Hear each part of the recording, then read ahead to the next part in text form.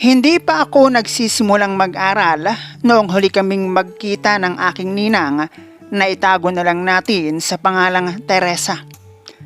Taon ang lumipas, nakapag-aral ako at nakapagtapos ng 4 na taon sa college at nagkaroon na rin ng trabaho noong muli kaming magpangita ng ninang ko. Halos hindi ko siya makilala na dahil sa aking pagiging binata at pilyo na puro kabulastugan pa ang laman ng aking kokote, ay nasabi ko pang, aba, okay ang isang yun na hindi ko alam ang ninang Teresa pala. Na noong kami magkakilala, dahil sa isang kakilala, nalaman ko na ang ninang Teresa, biyuda, may 2 anak, nasa Manila nagtatrabaho, at si ninang literal na hot mama, at almost 10 years ng biyuda. Bago ako bumalik ng Cavite, sinabi sa akin ng ninang Teresa, ay siya, para tayo magkakwentuhan ng matagal, sa bahay ka na magpalipas ng gabi, bago ka umuwi sa inyo.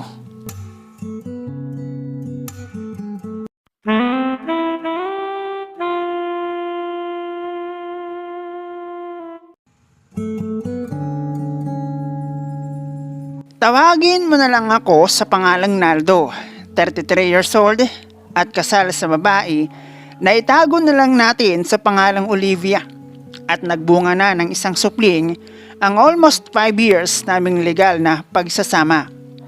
Pero syempre, hindi kung paano kami ni Mrs. nagkakilala, naging lovers, naglaro ng kengkungan, ang aking gusto na ibahagi.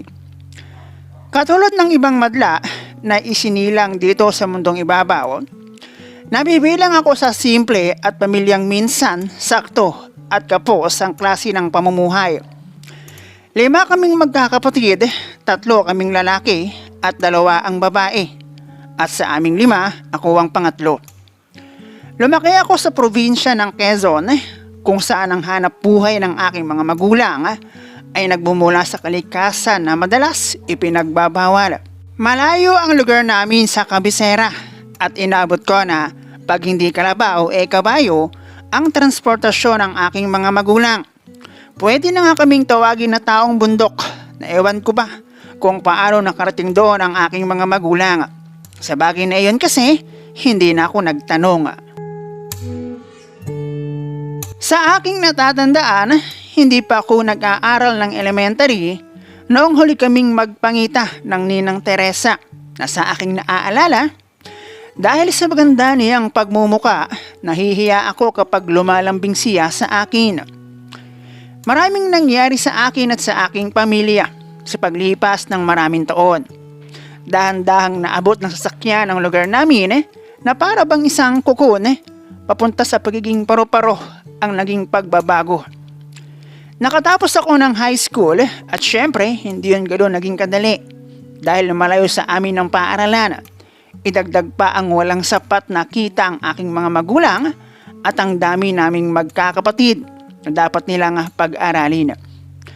Sa aming 5 na magkakapatid, ang panganay namin na isang babae ang siyang unang nag-Manila sa pagbabaka sakali sa pagbabago ng buhay, sa paghahanap ng trabaho. Iyon nga lang bilang isang kasambahay na pagkalipas ng ilang taon, umuwing buntis at ang kanyang nasa sinapupunan. Walang makikilalang ama pagsilang. At syempre, sa bagay na iyon, lumbay ang aking mga magulang. Noong makatapos ako ng malahikahos na pag-aaral ng elementary at high school, dahil malabo pa sa sabaw ng pusit na makapag-aral ako ng college. Pansamantala ay tumulong muna ako sa aking mga magulang ng pagpapaaral sa aking 2 nakababatang kapatid sa paraang gamit ng aming mga magulang, kaya kami patuloy sa pamumuhay. 20 years old na ako nang makarating ng Laguna, na hindi nagtagal ay nakarating naman ako ng Cavite. Parating Bacoor, kung saan ay napasok naman ako ng trabaho bilang isang hardinero ng subdivision. Doon ay medyo mas maayos naman ang sahod. Yun nga lang, dahil meron ding tao na siyang namamahala sa amin kung minsan ay delay ang aming sahod. Doon na rin ako unang nakahawak ng cellphone, kung saan naging daan naman upang kung saan ako makarating pag walang pasok dahil naman sa pagkakaroon ko ng jowa. Itago na lang natin sa pangalang Elsie ang unang babae na aking naging jowa. Katulad ko, hindi rin pang mayaman o pang may kaya ang kanyang hanap buhay nang siya ay aking makilala. Tendera siya ng isang store at nagpanagpo lamang ang aming mga landas dahil sa cellphone.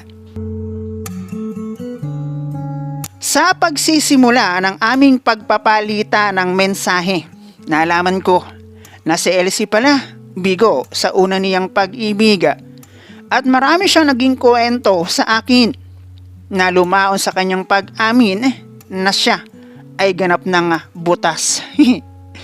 Iyon naman raw ay minsan lamang nangyari at hindi na naulit pa na ang hindi raw niya pagpapahintulot muli ay nauwi sa kanilang hiwalayan. Nagkaroon ako ng malaking pag-asa na dahil sa pagkukross ng aming mga landas, hindi magtatagal, maigagarahi ko na rin ang aking auto. Ang totoo niyan, dahil hindi ako gaanong familiar sa Manila, kung saan naroon si Elsie, ay matagumpay ang naging una naming pagtatagpo. Ang akala ko nga pangit siya, pero tumpak ang kanyang pagkakalarawan sa akin. 5'4" ang height, maputi at may itsura naman talaga siya. Bukod doon, dahil na rin siguro sa kanyang height, plakado ang kanyang pangangatawan. At sa maniwala kayo o sa hindi, sabay naming nasilayan kinabukasan ang pagsikat ng araw. Ang araw kasi na nag-meet up kami, kinabukasan ay pareho naming day off. Noong umuwi ako sa amin dahil Christmas vacation, sinabi ng isa sa aking kapatid na nanggaling daw doon ang Ninang Teresa at nag-iimbita raw sa kanila dahil piyesta. Hindi naman nasabi sa akin ng aking magulang at kapatid na taon ng tigok ang aking ninong. At nag-iisa ang Ninang Teresa ng magawi sa amin. Pero nasabi sa akin ng tatay na sa Manila daw nagtatrabaho ang dalawang anak ng Ninang Teresa. Sinabi ng tatay sa akin na bukod sa Ninang Teresa ay marami raw kaming kamag-anakan kung saan nakatira ang Ninang Teresa, mga pinsan ng tatay na ang mga anak dati naming kaklase sa baryo. 3 buwan na lumipas ay inipon ko ang aking day off. Pwede yun sa amin at gagamitin mo ng minsanan. Kaya meron akong 3 araw para sa mag-anakan naming pamimiesta. Noon dumating kami, isa sa first kasi ng tatay, hindi napapag-usapan ng Ninang Teresa na kasabay pala ng karamihan na dumating noong tanghali. Hanggang sa mapansin ko nga ang isang grupo ng kababaihan na nagtatawanan habang kumakain at nasabi ko pa nga na okay ang isang yun. Na nagkabukuhan nga noong may makakita sa akin at sinabi nga, ano ga utoy, kilala mo pa ga ang iyong Ninang Teresa? Sagot ko naman, ay hindi na, ang alam ko, hindi pa ako nag-aaral noong huli kaming magpangita. Hindi naman kami nagpangita noong manggaling siya sa bahay at nagumbida nga at pesta raw dito sa lugar nyo. Ayun, doon ko na ulit nakita ang Ninang Teresa na ng oras na iyon ay isa ng hot mama. Dahil 10 taon mahigit ng tigok ang ninong. Sinabi ng ninang na ay matagal na tayong hindi nagpangita, madami na akong utang sa iyo. Ay siya, para tayo'y magkakwentuhan ng matagal, sa bahay ka na matulog. Habang kami nagtatanghalian, nasabi rin sa akin ng Ninang Teresa na hindi nga nakarating ang 2 niyang anak at nasa Manila nagtatrabaho. At sa isip ko noon, sa makatuwid ang Ninang Teresa lamang ang nasa kanilang bahay. Noong araw na iyon mismo, 100%, hindi kami makakauwi. Bukod sa lasing ang tatay, ay halos maghapong biyahe ang papunta sa lugar ni Ninang Teresa. 26 years old na ako noon, pero wala talaga sa isip ko ang bisyo tulad ng alak at sigarilyo. Kaya naging isa ako sa tagapagligpit at hugas ng kagamitan. Noong hapon, napagpasyahan kong magpunta sa bahay ng Ninang Teresa. Maliban kay Tita Emily, na asawa ng pinsan ng tatay kung saan kami tumigil ng araw na iyon, siya lamang ang nakakaalam kung saan ang bahay ng Ninang Teresa. May kalayuan pero lakarin ko na lang rawa. At ibigay ni Tita Emily ang number sa akin ng ninang. At doon nga, aabangan na lamang raw ako ng Ninang Teresa.